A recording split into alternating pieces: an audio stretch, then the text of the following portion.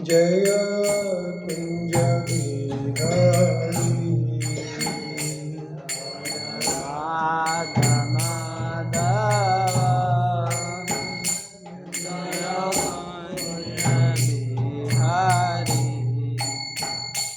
जय गोपी जन वल्लभ जय गिरवरधारी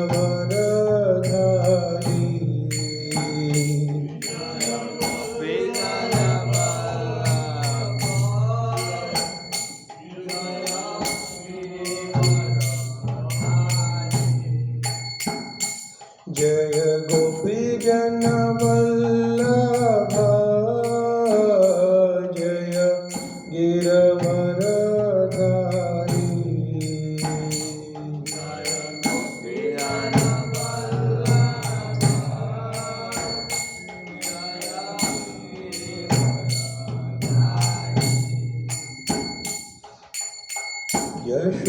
यशोदानंदन ब्रज जन रंजन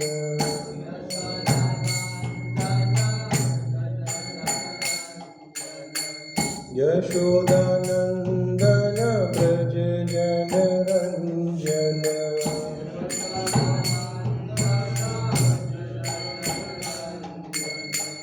यमुना तीरा वनचारी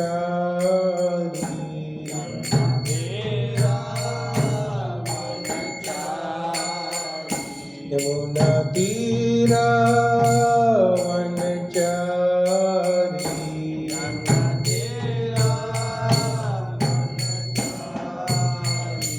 जय राधा माधव कुंज बिहारी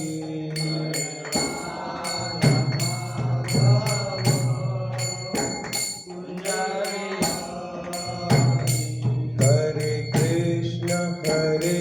कृष्ण कृष्ण कृष्ण हरे हरे हरे राम राम राम हरे हरे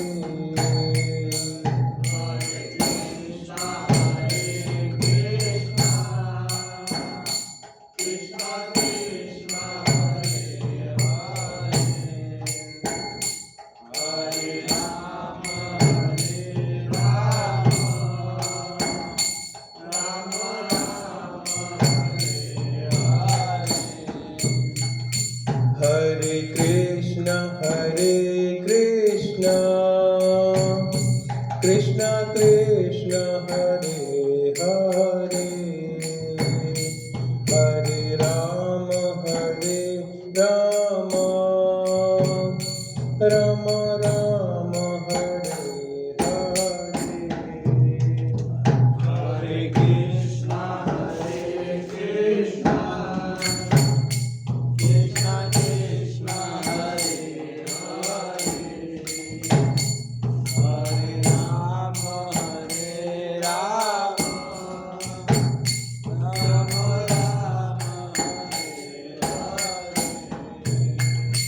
हरे कृष्ण हरे कृष्ण कृष्ण कृष्ण हरे हरे हरे राम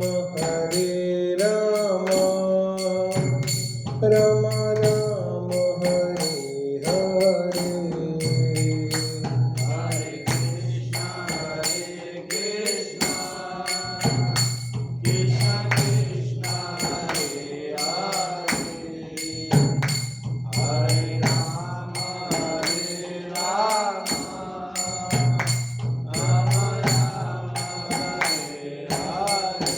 जय जय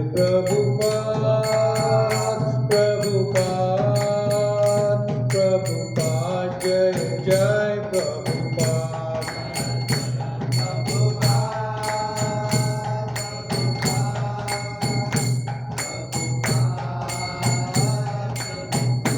नित्य गौर हरि बोल नित्य गौर हरि बोल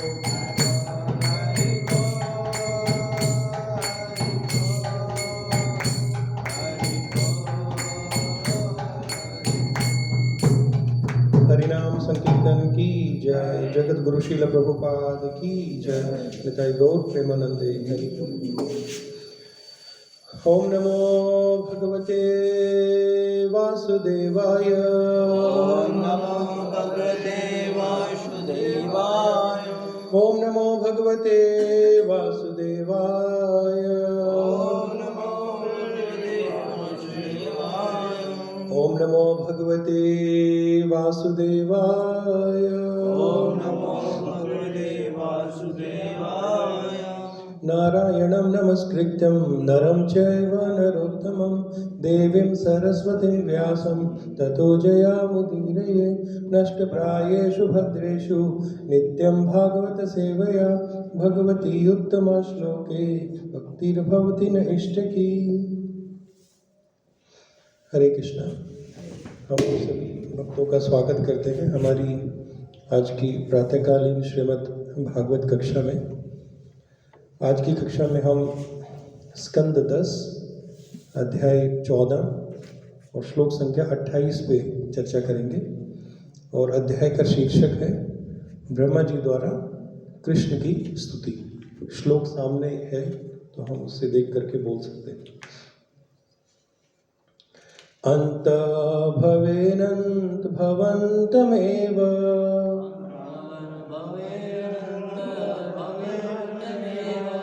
हि यत् त्यजन्तो मृदयन्ति सन्ता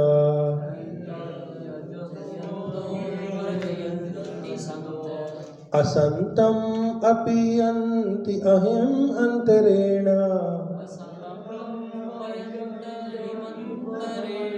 सन्तं गुणन्तं किमु यन्ति सन्त।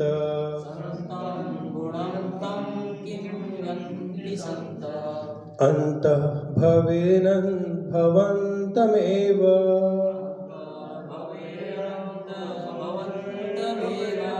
हि एतत् त्यजन्तो मृगयन्ति सन्त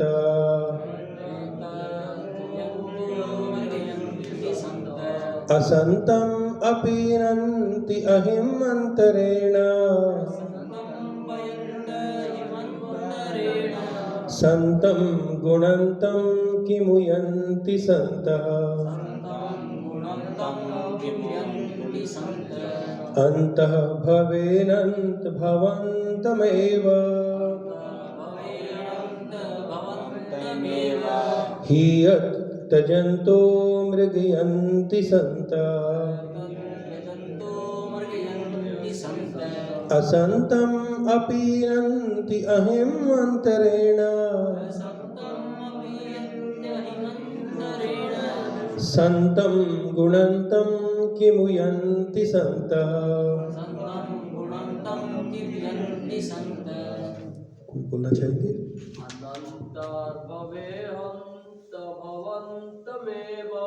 अन्त भवेरन्त भवन्तमेव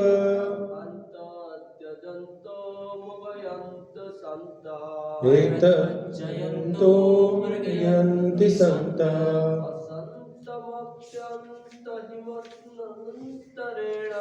असन्तम् अपि यन्ति अहिम्तरेण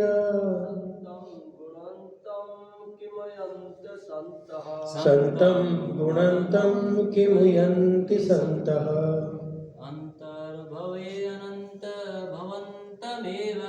अन्त भवेनन्त भवन्तमेव एतत् त्यजन्तो मृगयन्ति सन्तः असन्तम् अपि यन्ति अहिम्तरेण सन्तं गुणन्तं किमु यन्ति सन्तः। हरे कृष्ण। शब्दार्थ पढ़ सकते हैं। अंतः भवे शरीर के भीतर, अनंतः हे अनंत प्रभु, भवंतम आप, एवं निसंदेह ही निश्चय ही, अततः आपसे पृथक हर वस्तु, त्यजंतः त्याग करते हुए, मृगयंती खोज करते हैं। संतः संत भ्रमण भक्तगण, असंतम सर्वाधिक सर्ववास्तविक असत, अपि भी अंति पास ही उपस्थित अहिम ब्रह्म के सर्प को अंतरेण के बिना संतम असली गुणम रसिको तम उस किम उ क्या यंती जानते हैं। संतः आध्यात्मिक पद को प्राप्त व्यक्ति। अनुवाद और तात्पर्य द्वारा कृष्ण कृपा मूर्ति अभय चरणारविंद भक्ति वेदांत स्वामी श्रील प्रभुपाद जी के द्वारा जगत गुरु श्रील प्रभुपाद की जय। हे अनंत भगवान, संतजन आपसे भिन्न हर वस्तु का तिरस्कार करते हुए अपने ही शरीर के भीतर आपको खोज निकालते हैं। निसंदेह विभेद करने वाले व्यक्ति भला किस तरह अपने समक्ष पड़ी हुई रस्सी की असली प्रकृति को जान सकते हैं जब तक वे इस भ्रम का निराकरण नहीं कर लेते कि यह सर्प है। तात्पर्य, कोई तर्क कर सकता है कि मनुष्य को चाहिए कि आत्म साक्षात्कार का अनुशीलन करने के साथ वह भौतिक शरीर के लिए इंद्र तृप्ति में लगा रहे। इसका निराकरण यहाँ पर रस्सी को सर्प समझने के दृष्टांत द्वारा किया गया है। ब्रह्मवश रस्सी को सर्प समझने वाला व्यक्ति भयभीत हो उठता है और तथाकथित सर्प के विषय में सोचता है, किंतु यह पता चल जाने पर कि तथाकथित सर्प वास्तविक में रस्सी है, उसे भिन्न भाव राहत का अनुभव होता है और तब वह रस्सी के प्रति उदासीन हो जाता है। इसी तरह चूंकि हम भौतिक शरीर को ब्रह्मवश स्व मान लेते हैं, अतएव शरीर को लेकर अनेक भावों की हमें अनुभूति होती है, किंतु यह पता चलने पर कि यह शरीर भौतिक रसायनों की पोटली मात्र है, हम ध्यान पूर्वक सोचते हैं कि यह ब्रह्म किसी तरह उत्पन्न हुआ है और तब शरीर के प्रति हमारी रुचि नहीं रह जाती। यह जान लेने पर कि हम शरीर के भीतर शाश्वत आत्मा है, यह स्वाभाविक है कि हम अपना ध्यान असली आत्मा पर एकाग्र करते रहें। जो लोग संत स्वभाव के तथा बुद्धिमान हैं, वे सदैव आध्यात्मिक ज्ञान तथा कृष्ण भावनामृत का अनुशीलन करते हैं, क्योंकि वे शरीर को स्व मानते कि मूर्खतापूर्ण गलत पहचान को त्याग चुके होते हैं। ऐसे कृष्ण भावनावित व्यक्ति को शरीर के भीतर परमात्मा के रूप में वास करने वाले भगवान की अनुभूति होती है, जो प्रत्येक जीव का साक्षी एवं मार्गदर्शक है।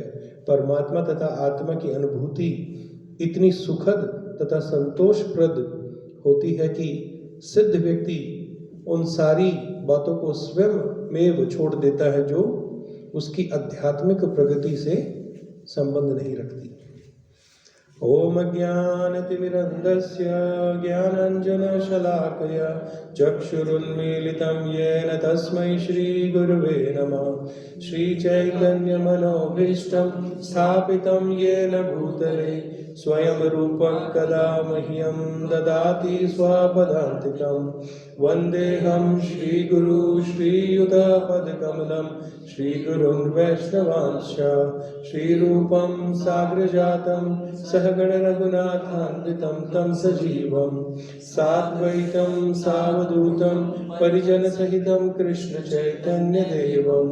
श्रीराधा कृष्णपादान् सहगण ललिता श्रीविशाखान्वितंश्च।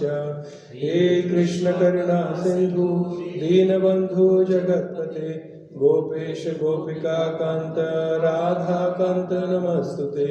तप्त कांचन गौरांगी राधे वृंदावनेश्वरी वृषभानुसुते देवी प्रणमामि हरिप्रिये।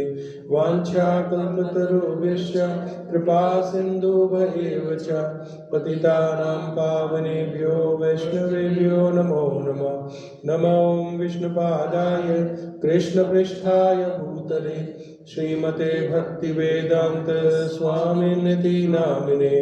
नमस्ते सरस्वती देवे गौरवाणी प्रचारिणे निर्विशेष शून्यवादी पाश्चात्य देश तारिणे। नमो महावदन्याय कृष्ण प्रेम प्रदायते कृष्णाय कृष्ण चैतन्य नामने गौरी तुषे नमः।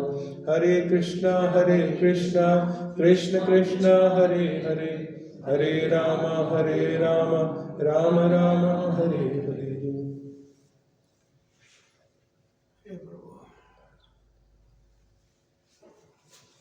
हरे कृष्णा। हम एक बार फिर से आप सभी भक्तों का स्वागत करते हैं आज की हमारी प्रातःकालीन श्रीमद् भागवत कक्षा में। हे अनंत भगवान, संत जन आपसे भिन्न हर वस्तु का तिरस्कार करते हुए अपने ही शरीर के भीतर आपको खोज निकालते हैं।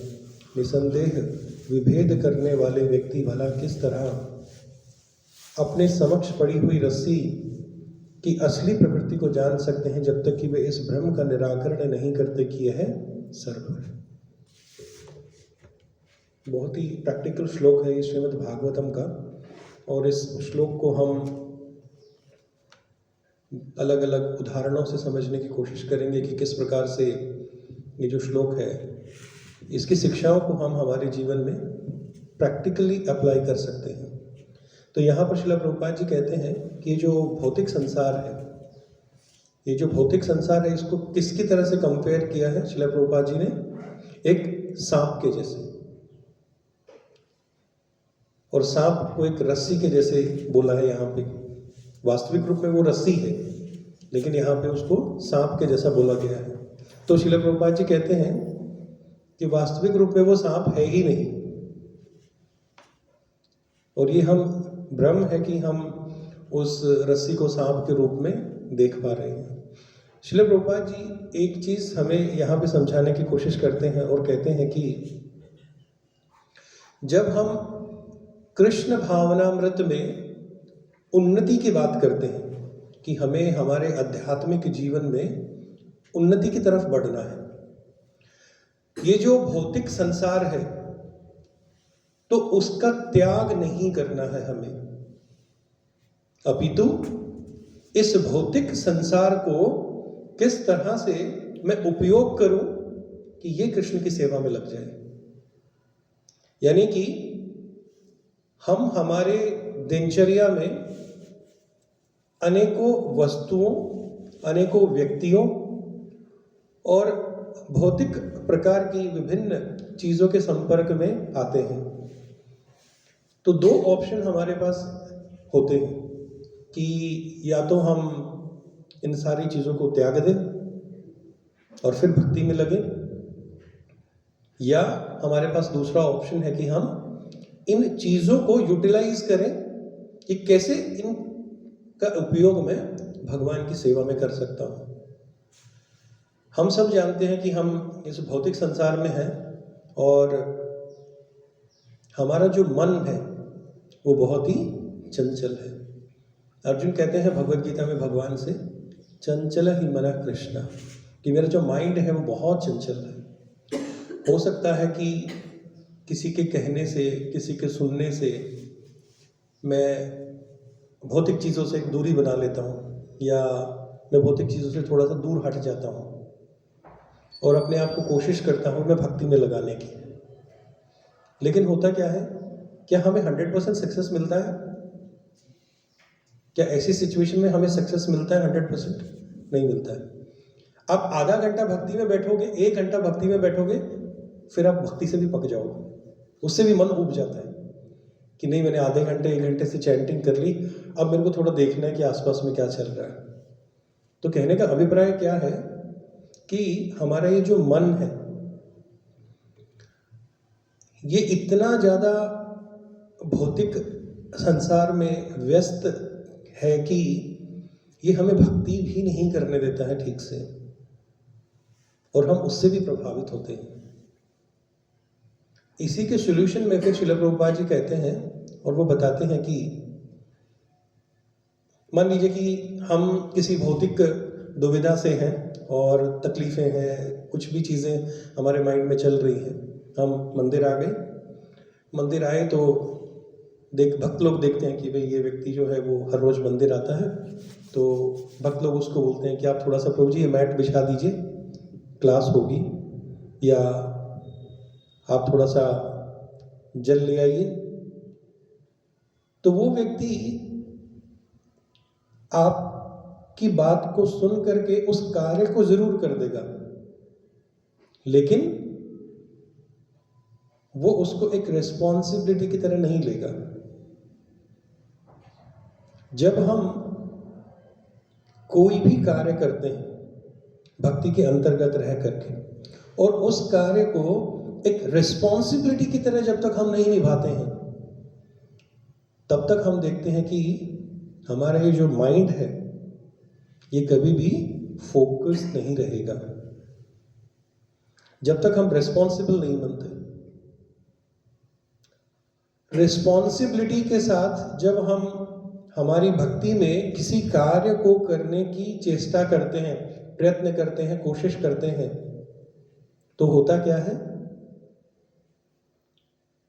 हम उस कार्य को परफेक्शन और डिटैचमेंट के साथ करने की जो कला है उसको सीख जाते हैं। एक तो चीज है कि बस किसी ने कहा, हमने ठीक है कर दिया, लेकिन उसमें कोई रिस्पॉन्सिबिलिटी नहीं थी। और एक होता है कि कार्य को जब आप करते हो और इस रिस्पॉन्सिबिलिटी के साथ में करते हो कि ये कार्य कोई साधारण नहीं है, ये भगवान का कार्य है, तो हमें उसका एक अलग लेवल पर सेटिस्फेक्शन मिलता है हमारे माइंड के अंदर, है ना। सो भगवान के लिए अपने दायित्व को समझ करके किसी भी कार्य को करना, वो सदैव हमें परफेक्शन की तरफ लेकर के जाता है। अदरवाइज क्या होगा, हम अपने जीवन में परफेक्ट नहीं हो पाएंगे। श्रील प्रभुपाद जी एक और चीज बहुत सुंदर तरीके से समझाते हैं, और भगवद गीता में काफी बार फेमस श्लोक है जो श्रील प्रभुपाद जी हमेशा कोट करते हैं, मन मना भव मद भक्तो। हमारा जो मन है उसको किस में लगाना है, भगवान में लगाना है। भगवान कहते हैं ना, मन मना भव मद भक्तो, मेरे भक्त बन जाओ, और अपने मन को कॉन्स्टेंटली मेरे थॉट में लगाओ। लेकिन यहाँ पे चैलेंज है कि हम श्रील भक्ति विनोद ठाकुर तो है नहीं कि जिनके 14 संतान हैं और उन्होंने अपने 24 घंटे को 8-8 घंटे में डिवाइड किया है, तो हम 8 घंटे अपनी स्पिरिचुअल लाइफ को दे सकते हैं। इतना तो कलयुग में संभव नहीं है कि कोई व्यक्ति 8 घंटे निकाल करके और अपने आध्यात्मिक जीवन को दे। हाँ, जिसके पास समय है वो डेफिनेटली कर सकता है, परंतु इन जनरल जब हम बात करते हैं तो इतना संभव नहीं है किसी के पास कि वो इतना समय निकाल करके और अपनी भक्ति को वो देगा। लेकिन श्रील प्रभुपाद जी कहते हैं, जब किसी भी कार्य को हम करते हैं, ये जो भौतिक संसार है इसका एक नेगेटिव पॉइंट है, और इस भौतिक संसार का नेगेटिव पॉइंट क्या है कि हमारी इच्छाएं इस संसार का केंद्र है। ये सबसे बड़ा नेगेटिव पॉइंट है कि जब हमारी इच्छाएं किसी भी कार्य का सेंटर बन जाती हैं तो उसमें भगवान कहीं भी पिक्चर में नहीं है, और वो चीजें हमें कभी भी भगवान की तरफ नहीं लेकर के जाएंगी। और आध्यात्मिक जगत का प्लस पॉइंट क्या है कि वहां हर एक वस्तु के केंद्र भगवान है। आध्यात्मिक जगत का ये सबसे बड़ा प्लस पॉइंट है। तो जिस भौतिक संसार में हम रह रहे हैं और हमें जब पता है कि ये नेगेटिव पॉइंट है, तो उसके ऊपर कंटेम्पलेशन कितना होता है, मनन कितना करते हैं हम उस चीज के ऊपर कि भाई अगर मैं खाना खा रहा हूं तो क्या ये खाना भगवान को ऑफर किया गया है कि नहीं किया गया है। मैं जॉब पे जा रहा हूं, मुझे हर महीने तनख्वाह मिलती है, तो उसमें से मैंने भगवान के लिए कितनी लक्ष्मी को निकाल के रखा है। मैं लोगों के साथ बाहर घूमने जा रहा हूं, तो जो जो चीजें मैं देख रहा हूं ये भगवान से रिलेशन में कैसे हैं, और कितनी इन चीजों को मैं भगवान के साथ संबंध में देख पा रहा हूं। जब इन चीजों को हम अपनी लाइफ में सोचते हैं, विचार करते हैं, बार बार उसी को हम प्रैक्टिस करते हैं जानने की, तब हमें एक्चुअल पता चलता है कि हम बहुत दूर है अपने रास्ते से और हमारा मार्ग कहीं छूट गया है पीछे। तो हमें कोशिश करनी है कि हम श्रील प्रभुपाद के जो 2 लेक्चर्स में 2 चीज़ें श्रील प्रभुपाद जी हमेशा बताते हैं कि जिस संसार में हम रह रहे हैं उस संसार में रहते हुए कृष्ण कॉन्शियस कैसे बनना है, पहली चीज। और दूसरी चीज ये कि आध्यात्मिक जगत में हमें भगवान की सेवा के लिए तत्पर कैसे रहना है। जब ये 2 चीजें कॉन्स्टेंटली हमारे माइंड में चलती रहेंगी तो हमारा माइंड पूरी तरह से ट्रेंड हो जाएगा कि मुझे क्या करना है और मुझे क्या नहीं करना है। आपने कभी बच्चे को देखा, छोटे बच्चे को, वो क्या करता है? एक बच्चे का जीवन क्या है बेसिकली? जब हम किसी छोटे बालक को देखते हैं तो उस बालक का जीवन कैसा है, वो क्या ढूंढता है? अपने पेरेंट्स को आश्रित है। ओके, और कोई बताएंगे? बच्चा क्या ढूंढता है अपने जीवन में? छोटा बालक है, वो हर जगह प्लेजर ढूंढता है ना, खुशियां ढूंढता है ना छोटा बच्चा। तो वो हर जगह यही ढूंढता है कि मुझे कहाँ पे खेलने को मिल जाए, कहाँ पे मेरे को थोड़ा सा डांस करने को मिल जाए, थोड़ा मुझे कहीं स्माइल करने को मिल जाए, या कोई उसको थोड़ा सा कुछ गिफ्ट ला के दे तो बच्चा उसकी तरफ जो है बहुत ज़्यादा अट्रैक्ट हो जाता है। लेकिन जो थोड़ा सा वृद्ध व्यक्ति है उसमें डिफरेंस है। क्यों? क्योंकि जैसे जैसे वो बालक थोड़ा बड़ा होता है तो पेरेंट्स उसको समझाते हैं कि जिन चीज़ों के पीछे तुम भाग रहे थे वो शॉर्ट टर्म है। भाई एक टॉफी हमें किसी ने दे दी छोटे बालक को, तो वो बच्चा रोएगा तब तक नहीं जब तक वो टॉफी उसके पास है। जैसे ही टॉफी छीन लेगा कोई तो बच्चा फिर से रोने लगेगा और वो फिर बालक जो है वो वैसे ही हो जाएगा। तो जब तक हमारे पास हमारी भौतिक पहचान है, भौतिक रिलेशनशिप हमारे पास में है, भौतिक लोग जिनके साथ हम जुड़े हुए हैं, जब तक वो हमारे जीवन में है हमें प्लेजर मिल रहा है। जैसे ही वो लोग थोड़ा सा दूर जाएंगे हमसे, हम उतने ही डिस्ट्रेस हो जाएंगे अपनी लाइफ में और हमें लगेगा कि मेरी लाइफ फिर से मुझे वहीं पे ले आई जहाँ से मैंने शुरू किया था। लेकिन जैसे जैसे वो बालक स्कूल में जाता है, कॉलेज में जाता है, अपने पेरेंट्स से एक चीज़ को सुनता है बार बार में कि स्कूल में जाओ, पढ़ाई करो, कॉलेज में जाओ और एक लॉन्ग टर्म गोल को प्लान करो अपनी लाइफ के लिए। ये एक बालक में और एक बड़े व्यक्ति में अंतर है कि बड़ा व्यक्ति जो होता है वो इस चीज़ को समझने की कोशिश करता है कि मेरे लिए शॉर्ट टर्म बेनिफिट क्या है और मेरे लिए लॉन्ग टर्म बेनिफिट क्या है, और अंत में वो समझ जाता है कि मेरे को किसी ऐसे प्लान को लेना है जो मुझे लंबे समय तक बेनिफिट दे। आजकल लोग LIC कराते हैं ना, LIC, म्यूचुअल फंड, इनमें इन्वेस्टमेंट करते हैं। क्यों करते हैं? भाई लॉन्ग टर्म बेनिफिट चाहिए, कल को मेरी जनरेशन, उसकी जनरेशन, ये सब चीज़ें भी जो हैं इस पैसे को यूज़ कर पाए।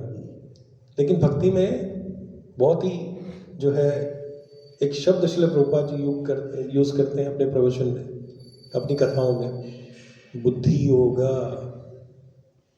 भक्त को बुद्धि का प्रयोग करना चाहिए। क्यों? क्या लॉन्ग टर्म बेनिफिट में कोई नुकसान है हमारे लिए? प्रभुपाद जी 2 वर्ड यूज करते हैं, श्रेयस और प्रेयस। श्रेयस का मतलब होता है लॉन्ग टर्म, प्रेयस का मतलब होता है शॉर्ट टर्म। तो अगर कोई व्यक्ति लॉन्ग टर्म सोच रहा है कि भाई मेरे को जो है लॉन्ग टर्म कुछ ऐसे कार्य कर रहे हैं जिनसे मुझे कुछ आनंद मिल सके, तो क्या बुराई है उसमें? लॉन्ग टर्म सोचने में कोई बुराई है उसमें? आपको लगता है कि कहीं कुछ इसमें भी बुरा है? यस प्रभु जी, कुछ बुरा है इसमें? नहीं, बुरा नहीं। पर फ्यूचर की प्लानिंग करने से पहले हम पास्ट में तो जी। ओके, और कोई बताना चाहेंगे कि कहीं इसमें कुछ बुरा है? यस प्रभु जी। ममता में फंस जाता है, हम्म? ममता में फंस जाता है। ममता में फंस जाते हैं। ओके। भौतिक स्तर पे तो कोई बुरा नहीं है, अगर भौतिक स्तर पे है तो कोई बुराई नहीं है। लोग सोचते हैं जितना सही है कि हमें फ्यूचर प्लानिंग करनी है, ये भौतिक स्तर पे होता है। ओके। लॉन्ग टर्म जब हम प्लान करते हैं अपनी लाइफ में, लेकिन वो लॉन्ग टर्म जो श्रील प्रभुपाद जी समझाने की कोशिश कर रहे हैं, श्रेयस, उसका बेनिफिट हमें तब तक नहीं मिलेगा जब तक हम आत्मा के स्तर पर उस बेनिफिट को नहीं देख रहे हैं। हमारा जो बेनिफिट है वो केवल और केवल शरीर के लेवल पे है कि भाई वो डेफिनेटली हमने जो लॉन्ग टर्म प्लान किया शरीर के लिए किया है, उसमें आत्मा तो कहीं पिक्चर में नहीं है ना। आत्मा का अपना एक स्वधर्म है। भाई आत्मा को लॉन्ग टर्म आनंद कब मिलेगा? जब वो भगवान के साथ कनेक्ट होगी। अब हमने चाहे कितने भी लॉन्ग टर्म प्लान ले लिए हैं, लेकिन वो डिस्ट्रैक्ट हो गया आत्मा के लेवल से और वो केवल बॉडीली लेवल पर रह गया, तो फिर वो लॉन्ग टर्म प्लान भी हमारे लिए यूजलेस प्लान है। उसका कोई बेनिफिट नहीं है हमारी लाइफ में। हम कुछ भी करें, पर अगर भगवान उसकी पिक्चर में कहीं नहीं दिख रहे हैं या भगवान कहीं सेंटर ऑफ द पॉइंट नहीं है, तो डेफिनेटली जो है उसका नुकसान ही है हमारे लिए, कोई फायदा नहीं है उसका हमें। तो हमें सोचना चाहिए कि हम जिन भी चीज़ों को अपने जीवन में अपना रहे हैं भक्ति के मार्ग पर आगे बढ़ने के लिए, वो एक एक पॉइंट जो है ना, श्रील प्रभुपाद जी कहते हैं कि भगवत गीता और श्रीमद् भागवतम ये कोई रिलीजियस बुक नहीं है।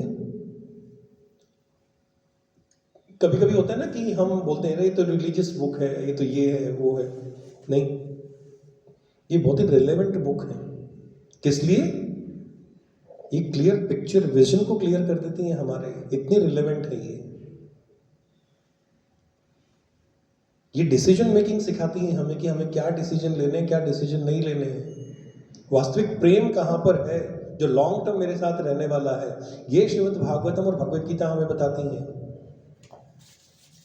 और इस जीवन को किस तरह से अपलिफ्ट करना है।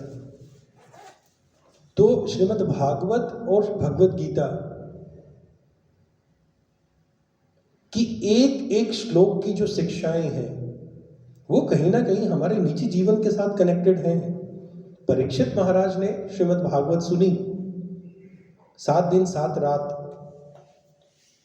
लेकिन वो उनके लिए नहीं बोली गई, वो हम जैसे लोगों के लिए बोली गई, ताकि हम आत्मा के स्तर पर एटलीस्ट अपने आप को अपलिफ्ट कर पाए। अगर किसी साधारण व्यक्ति से आप पूछें जो भक्ति में नहीं है, उसके लेवल ऑफ, उसका जो कॉन्शियसनेस लेवल है, उसकी चेतना का जो स्तर है, वो इवन एनिमल कॉन्शियसनेस से भी नीचे है। वो उतना भी ऊपर नहीं उठा है, क्योंकि एनिमल कॉन्शियसनेस यानी कि जो पशु तुल्य चेतना है, कम से कम वो रेगुलेटेड है हर चीज में। लेकिन उस व्यक्ति का जीवन तो out of balance, completely out of balance है। उसको पता ही नहीं कि वो अपने जीवन में कर क्या रहा है, कितना खा रहा है, कितने देर सो रहा है, कितनी देर उसको जो है बाकी के कार्य करने हैं, क्या नहीं करना है उसको। तो भगवान ने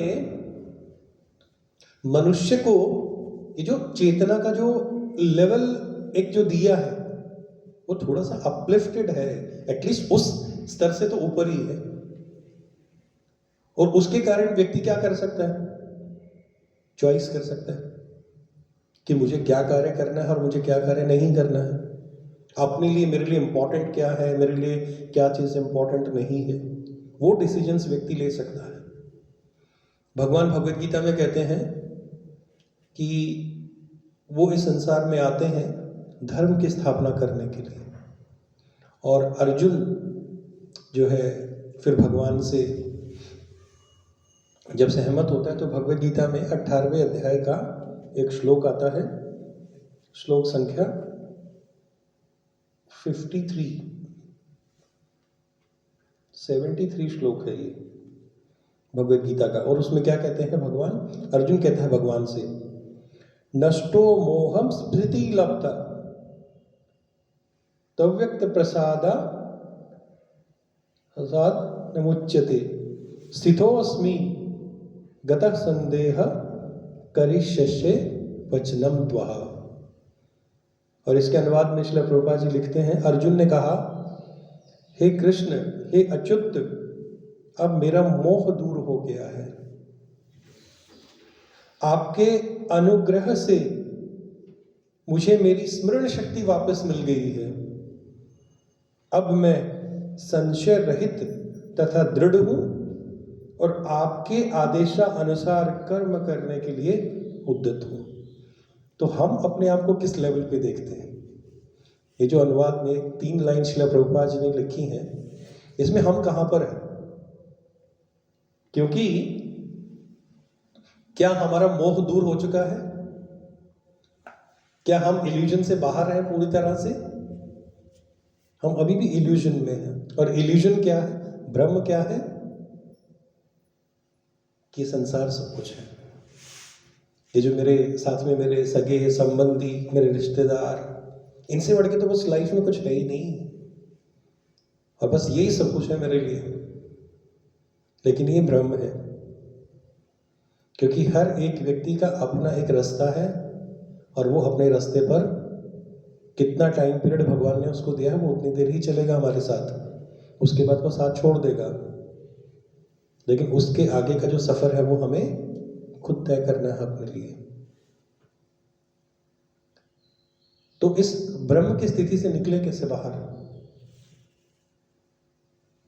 वो एक योगा लैडर में श्रील प्रभुपाद जी बहुत सुंदर तरीके से बताते हैं कि किस प्रकार से व्यक्ति पहले पशु तुल्य चेतना से निचले स्तर पर होता है, फिर वो थोड़ा एनिमल कॉन्शियस जो है बताई गई है, फिर उसके ऊपर ह्यूमन कॉन्शियस बताया है।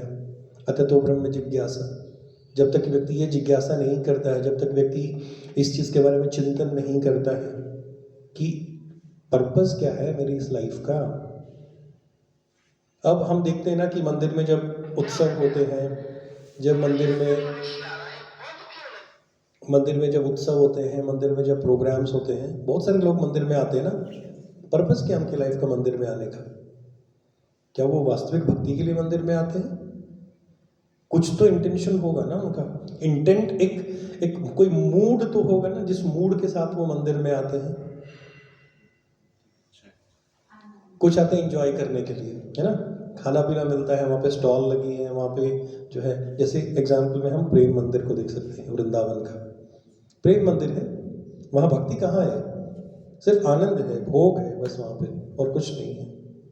हालांकि उस मंदिर के अंदर भी श्री भगवान का विग्रह है, लेकिन उस विग्रह के दर्शन करने के लिए कितने लोग प्रेम मंदिर में जाते हैं? कुछ नहीं पता, क्योंकि उनकी डिजायर्स उनकी उस जर्नी का सेंटर है कि हमें आनंद चाहिए भाई वहां पे जाके। तो श्रील प्रभुपाद जी बता रहे हैं कि सबसे पहले हमें इस ब्रह्म से बाहर निकलना होगा।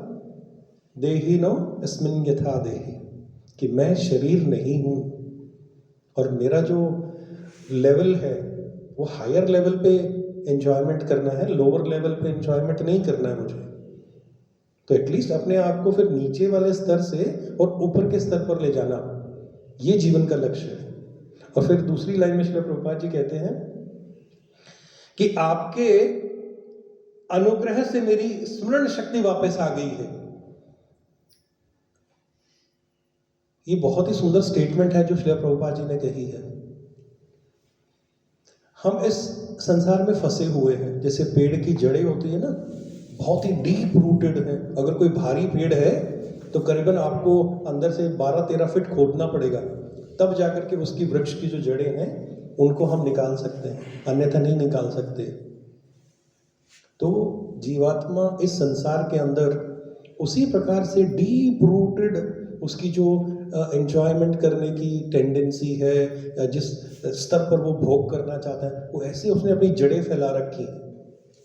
लेकिन जब जीवात्मा इस लेवल पर आकर के खुद से प्रश्न करने लगता है कि आखिर ये एंजॉयमेंट कब तक चलेगा मेरे जीवन में, मैं कब तक ऐसी ही चीज़ों के पीछे भागता रहूँगा, कोई तो एक लास्ट पॉइंट होगा जहाँ पे जाकर के मैं रुक जाऊँगा, वहाँ से भगवान का काम शुरू होता है। जब व्यक्ति इस चीज़ के बारे में चिंतन करता है कि मुझे अब कोई परमानेंट सॉल्यूशन चाहिए, तब भगवान क्या करते हैं? अरेंजमेंट करते हैं फिर उस व्यक्ति के लिए। और फिर उस व्यक्ति को के जीवन में किसी न किसी के माध्यम से, शास्त्र के माध्यम से आएंगे भगवान, नाम जप के माध्यम से आएंगे, अर्च विग्रह के माध्यम से आएंगे, या भक्त के माध्यम से आएंगे। इन चारों में से किसी भी एक मार्ग के द्वारा भगवान भेजेंगे किसी को जीवन में। और जब उनका हम पूरी गंभीरता से उनको अपने जीवन में स्वीकार लेते हैं, उनको अपने जीवन में हम एक्सेप्ट कर लेते हैं, तब हमें लगता है कि हमारा जो जीवन है वो पूर्ण रूप से आनंदित हो गया है। तब हमें इस चीज का रियलाइजेशन होता है कि ये केवल और केवल भगवान की शक्ति, उनकी कृपा मात्र ही थी कि मैं अपनी वास्तविक चेतना में स्थित हो गया। अन्यथा मैं भी भटक रहा होता है ऐसे ही, वास्तविक चेतना का तो कोई सवाल ही नहीं आता। और फिर आगे श्रील प्रभुपाद जी लिखते हैं, अब मैं संशय रहित तथा दृढ़ हूं। हमारे डाउट्स कब क्लियर होते हैं? जब हम भक्तों के संग में बैठते हैं, भक्तों से प्रश्न करते हैं, भक्तों से हम जिज्ञासा करते हैं, जानने की इच्छा करते हैं भक्तों से हम, तब हमें लगता है कि धीरे धीरे धीरे धीरे जो है चीज़ें हमारे लाइफ में बेटर। अपने बर्गर सबने देखा, बर्गर खाया होगा ना सबने। एक बर्गर के अंदर कितनी लेयर होती है। अगर आप एक एक पीस को हटाने की कोशिश करें तो जो सबसे डीपर लेयर होती है वहाँ पे क्रीम होता है ना। ऊपर वाली सारी लेयर ड्राई होती है। तो ये भौतिक संसार की लेयर्स भी ऐसी ही हैं। तो जब हमारा संशय दूर होता है तो जो परमात्मा हमारे हृदय में बैठे हैं उनको हम फील करने लगते हैं, और ये कॉन्फिडेंस आता है हमारे अंदर कि अब मैं कोई भी काम करूंगा, भगवान है सच मेरे साथ में हमेशा, और वो मुझे हर कदम पे गाइड कर रहे हैं, मुझे हर कदम पे वो प्रोटेक्ट कर रहे हैं। और ये व्यक्ति तभी समझ सकता है जब वो इल्यूजन से बाहर आता है, भ्रम से बाहर आता है, भगवान की अरेंजमेंट को समझता है और अपना जो विश्वास जो है वो भगवान के अंदर पूर्ण रूप से दृढ़ रखता है। और फिर लास्ट में श्रील प्रभुपाद जी कहते हैं, अब मैं आपके आदेशानुसार कार्य करने के लिए उद्यत हूं। हम दूसरे की विल के अनुसार कार्य करना कभी पसंद नहीं करते हैं। अगर कोई मुझे कहे कि तुम्हें कल से मेरे अनुसार चलना है, हो सकता है उस सेकंड के लिए हम उसकी उस बात को स्वीकार कर भी लें। तो क्या आपने पूरे जीवन भर में हम अपने जीवन को किसी के अनुसार जी सकते हैं? नहीं जी सकते हैं। लेकिन अर्जुन ने कहा भगवान को कि मेरे सारे डाउट्स क्लियर हो गए, सारी पिक्चर, सारा विजन मेरा क्लियर है, और अब आप जैसा कहोगे मैं ठीक वैसे ही करने के लिए तैयार हूं। तो हम कितने तैयार हैं? वरिष्ठ भक्तों से सुनते हैं अलग अलग लेक्चर्स में, वरिष्ठ भक्त जब कक्षा में बताते हैं कि भाई ये करना है, वो करना है, तो रियलिटी में कितना उसको हम फॉलो करते हैं ये डिसाइड करता है कि भगवान की कृपा हमने कितनी प्राप्त की है, और अब मैं कितना दृढ़ हूँ, मैं कितना अभी भी डाउटफुल हूँ, या मेरे सारे डाउट्स दूर हो चुके हैं, या अब मुझे किस प्रकार से कार्य करना है। जब हम कभी कभी हो सकता है कि किसी किसी के साथ ऐसा होता हो, जब हम मंदिर आते हैं, बहुत ज़्यादा भक्ति में इतना स्ट्रांग नहीं है, तो हमें लगता है कि कृष्ण को मेरे अनुसार कार्य करना चाहिए। भाई मुझे MBA की डिग्री चाहिए तो कृष्ण को अरेंज करना है, वो डिग्री चाहिए कैसे भी अरेंज करें।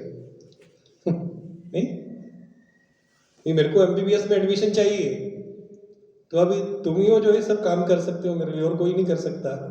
तो हमने भगवान को अपना सर्वेंट बना लिया है।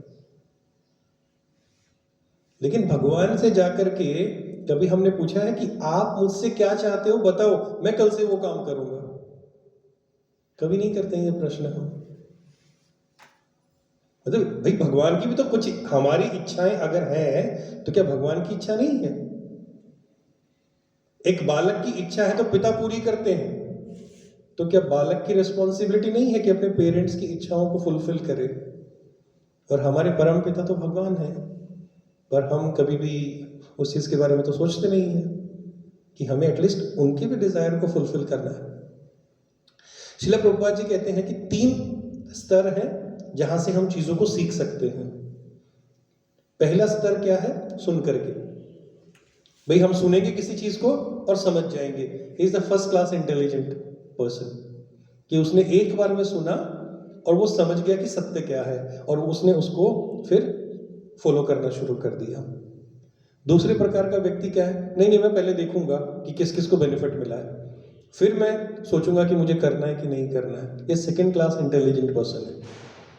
और तीसरा व्यक्ति वो है जो मूर्ख है, जो कहते नहीं भाई, जब तक पहाड़ दुखों का टूट नहीं जाएगा मेरे ऊपर और मैं बिल्कुल उसमें जो है बुरी तरह से नहीं फंस जाऊंगा और अनुभव नहीं कर लूंगा कि तकलीफ, दर्द और ये सब चीजें क्या होती हैं, मैं तब तक नहीं समझूंगा।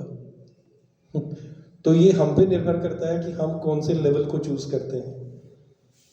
ये हमें फर्स्ट क्लास इंटेलिजेंट बनना है कि लास्ट क्लास में जब तक हमें चीज़ों को, तकलीफ, दुखों को झेल नहीं लेते तब तक हम उन चीज़ों से बाहर नहीं आएंगे। दो रास्ते हैं हमारे जीवन में। अगर किसी भी इमारत के 25वें माले पर मुझे जाना है तो मैं सीढ़ियों का रास्ता इस्तेमाल कर सकता हूं, पर वो सीढ़ियों का रास्ता बहुत दुखदाई है। घुटने काम नहीं करेंगे, चौथे माले पर चढ़ने के बाद सांस फूल जाएगा मेरा, और बीच में अगर कुछ सामान पड़ा है तो पहले वो हटाना पड़ेगा, फिर मैं जाकर के आगे चढ़ पाऊंगा। और एक सीधा सा रास्ता, आप लिफ्ट्स में चढ़ो और 2 सेकंड में आपको माले पर पहुंचा देगा ले जा करके। तो कहने का अभिप्राय ये है कि हम चीज़ों को एक बार में समझ करके डायरेक्टली वहां पहुंच सकते हैं, लेकिन हम अपनी अज्ञानतावश वो इनडायरेक्ट वे अपनी लाइफ में चूज करते हैं, जो टाइम टेकिंग प्रोसेस है। और उसमें कितने, 1 जीवन लग जाए, 2 जीवन लग जाए, 3 साल, 4 साल, 4 जन्म, कुछ नहीं पता किसी को। और यदि हम चाहे तो हम 1 लाइफ, श्रील प्रभुपाद जी कहते हैं 1 minute, that is Krishna conscious. तो ये चॉइस श्रील प्रभुपाद जी ने हमें दी है। और ऐसे ही श्रील प्रभुपाद जी 3रे अध्याय में भी भगवद गीता के कहते हैं, उसमें श्रील प्रभुपाद जी कहते हैं कि अपनी सेंसेस को, भाई हम इस संसार में रहेंगे, भगवान ने हमें चाहे 60 साल की आयु दी है, चाहे 50 साल की आयु दी है, इस संसार में रहते हुए बिना संसार के साथ अटैच हुए उन कार्यों को भगवान के लिए कैसे करना है। हमारी जो सेंसेस हैं उनकी अपनी डिमांड होती है, राइट। हमारी सेंसेस जैसे ही आप बिस्तर से उठते हो वो डिमांड करना शुरू कर देती है। सेंसेस बोलती है खाना चाहिए, सेंसेस बोलती हैं कि मेरे थोड़ा म्यूजिक सुनना है, अभी सो के उठा, थोड़ा रिचार्ज करना है अपने आप को, राइट। तो ये हमारी सेंसेस जो हैं, हमारी जो इंद्रियां हैं, वो क्या करती हैं, डिजायर्स को फुलफिल करो, इच्छाओं को फुलफिल करो, और व्यक्ति फिर उसी क्षण से उन चीजों के पीछे भागने लग जाता है। लेकिन बुद्धि योगम, भगवान कहते हैं मैंने तो तुम्हें बुद्धि दी है, तो तुम उसका प्रयोग करो ऐसे सिचुएशन में। तो जब व्यक्ति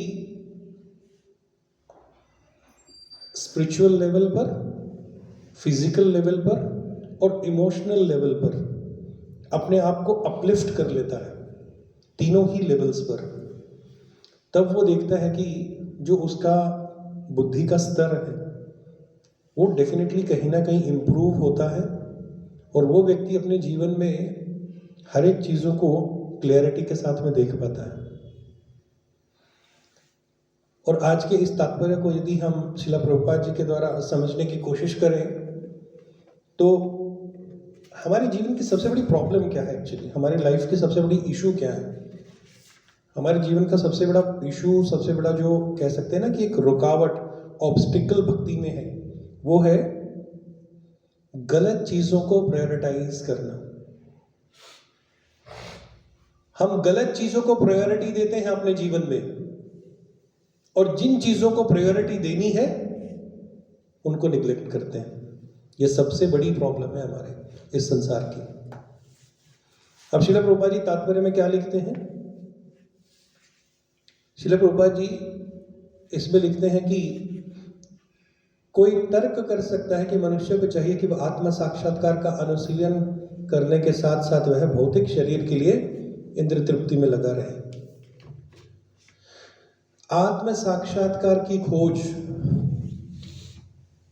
व्यक्ति इस संसार में रह करके अपने आप को जानने की चेष्टा कर सकता है कि भाई मैं इस संसार में क्यों आया हूँ, इस संसार में भगवान मुझे क्यों लेकर के आए हैं। कोई तो इंटेंशन, कोई तो भगवान का मोटिव होगा कि मैं इस देह को मैंने प्राप्त किया है। अदरवाइज मैं बाकी लोगों की तरह, जानवरों की तरह एंजॉय कर सकता था। क्यों मनुष्य शरीर भगवान ने मुझे दिया है। और फिर बताया है कि ये जो भौतिक संसार है वो एक सांप की भांति है, सर्प के जैसे उसको बताया है, परंतु वास्तविक रूप में वो एक रस्सी है। परंतु वो हमारा भ्रम है कि हम उस रस्सी को सांप, अंधेरे में होता है ना, कभी कभी हमारे सामने मोटा सा पाइप या ऐसी कोई रस्सी पड़ी है तो हमें लगता है वो सांप है, लेकिन वास्तव में हमारा भ्रम है, वो तो पाइप या रस्सी का टुकड़ा है। लेकिन फिर भी हम उसको एक्सेप्ट करते हैं फॉल्स आइडेंटिटी के रूप में।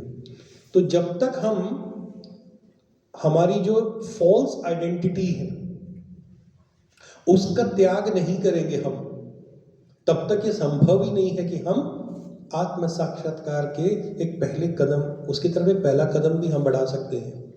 और फिर इसमें आगे श्रील प्रभुपाद जी लिखते हैं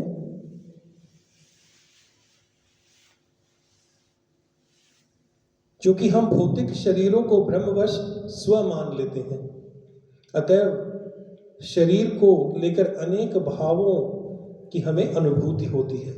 ये जो शरीर हमें मिल गया है, हमें लगता है कि बस अब तो शरीर ही सब कुछ है और ये वन लाइफ मिली है, इसमें जितना एंजॉय कर सकते हो उतना एंजॉय कर लो। लेकिन मूर्ख व्यक्ति ये नहीं जानता है कि भाई जो तुम एंजॉय कर रहे हो वो एक बेस अपने लिए बना रहे हो कि नेक्स्ट लाइफ आपकी क्या होनी है।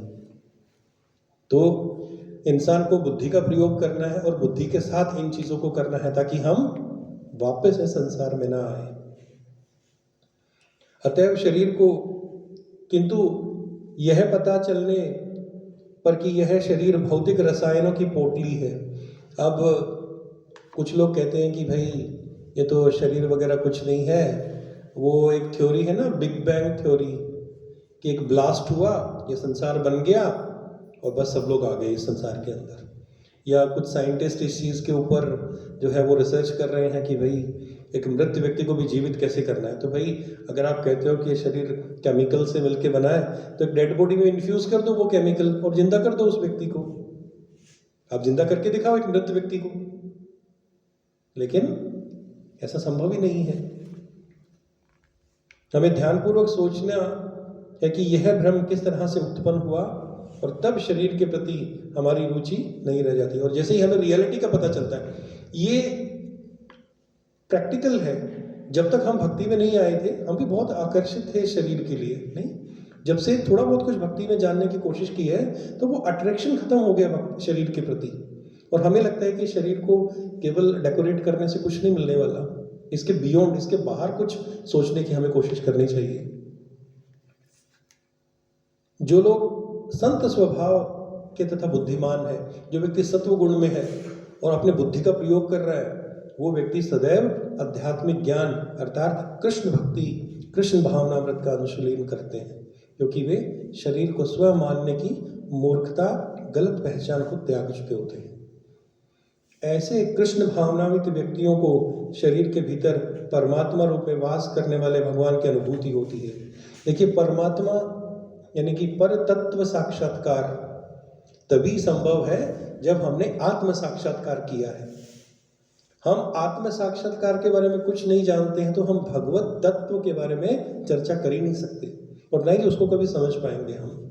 तो श्रील प्रभुपाद जी कहते हैं कि कृष्ण कॉन्शियस जो है वो स्टेप बाय स्टेप प्रोग्रेस है। ऐसा नहीं है कि आपने आंखें बंद की और जो है एकदम से भगवान हमारे सामने आ जाएंगे, नहीं। एक परत के ऊपर दूसरी परत है। जैसे आप उन परतों को खोलते जाएंगे और जो दूषित चेतना है वो शुद्ध होती जाएगी, वैसे वैसे हमें भगवान का साक्षात्कार होने लगेगा। जो प्रत्येक जीव का साक्षी है, देखिए साक्षी यानी कि एक पेड़ पर दो पक्षी बैठे हैं, एक पक्षी फल खा रहा है और दूसरा पक्षी सिर्फ उसको देख रहा है। तो परमात्मा हमारी लाइफ में कोई इंटरफेरेंस नहीं करते हैं, वो सिर्फ ऑब्जर्व कर रहे हैं कि ये जीवात्मा क्या कर रही है। अगर जीवात्मा इंद्रिय भोग और इन चीज़ों में व्यस्त रहती है तो वो उसको निग्लेक्ट कर देते हैं।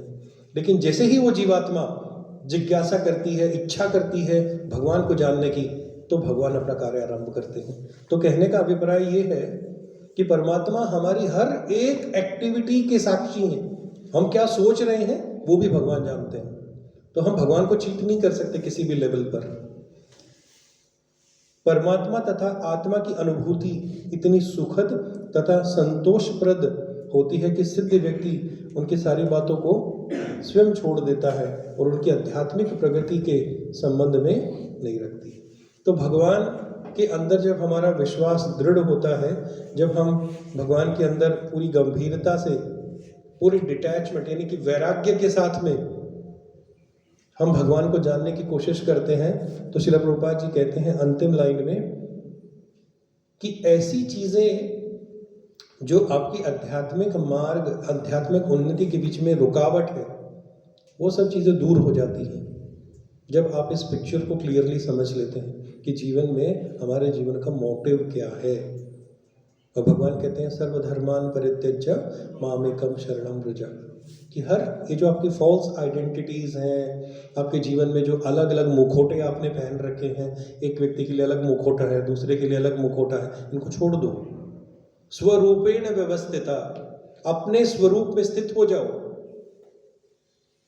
मत्तः परतरम नान्यत, और ये चीज समझ लो कि मुझसे परे कोई दूसरा सत्य नहीं है। मैं ही वास्तविक सत्य हूं जिसको समझा जा सकता है, जिसको जाना जा सकता है।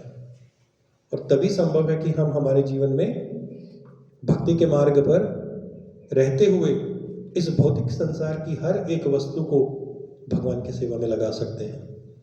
तो यही हमने आज के श्लोक से कुछ सीखने की चेष्टा की है। ग्रंथराज श्रीमद् भागवतम की जय, जगत गुरु श्रील प्रभुपाद की जय, उपस्थित गौर भक्त वृंद की जय, गौर प्रेमानंद। आप में से किसी का कोई प्रश्न, कोई जिज्ञासा है? Thank you very much. Hare Krishna. Chaitanya Prabhu ji की जय।